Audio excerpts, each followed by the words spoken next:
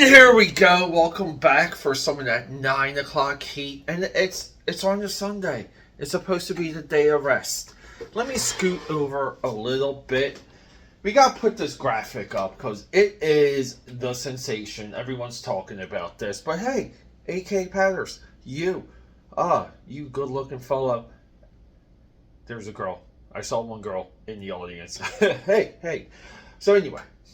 Welcome to the channel, Pierre DeLuca here, aka Pad69, and known throughout Philadelphia, PA, Europe, and the vast multiverse as your eclectic one. On this channel, we just talk. We do movies, we do comic books, mostly comics, we read comics, we live stream, artwork, all these things, right? And we burn in the fire of opinion. What is this? Who cares? Who cares if She-Hulk gets swapped out on a banner distributed by Disney? If you're identifying the quality of anything through like a microcosm of that product, meaning, I get it, we didn't like She-Hulk.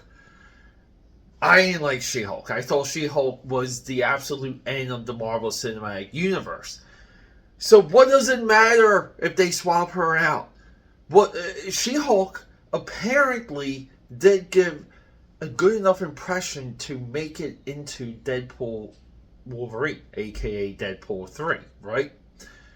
That scene was cut. But the character had enough of an impression to continue.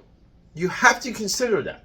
But we have so many of these commentators out there now that are using this in some way to back their observation that the Marvel Cinematic Universe is dead or the MCU is dead. AKA Padders. It's not a good move that Deadpool is even on this banner. It would have been better if they just removed this slot, period. How about the banner? None of these characters we care about. The whole image is trash. And we have Deadpool who confused the rules of the multiverse that somehow introduced a stupid concept of anchor beings. They sold it on preserving the Logan legacy, even though they don't. They used every single possible version of Wolverine and busted those nuts, ruining any future adaptation we could have as a surprise factor of Wolverine. Meaning, there's nothing else to show people when it comes to Wolverine. With Wolverine Deadpool, we've seen it all. We've even seen the Age of Apocalypse Wolverine. Deadpool somehow is out of the sacred timeline. It's in the sacred timeline. It's allowed to be in the sacred timeline for whatever weird reason. The level of confusion that Deadpool Wolverine adds to anyone following this narrative, it's madness.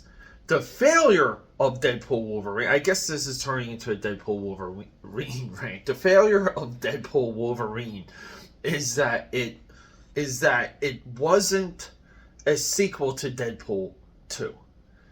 Everything we loved about the Deadpool world, the universe, all his characters, like all his support, the whole supporting cast, they spent 2 movies building up all his relationships, and to have it just go nowhere.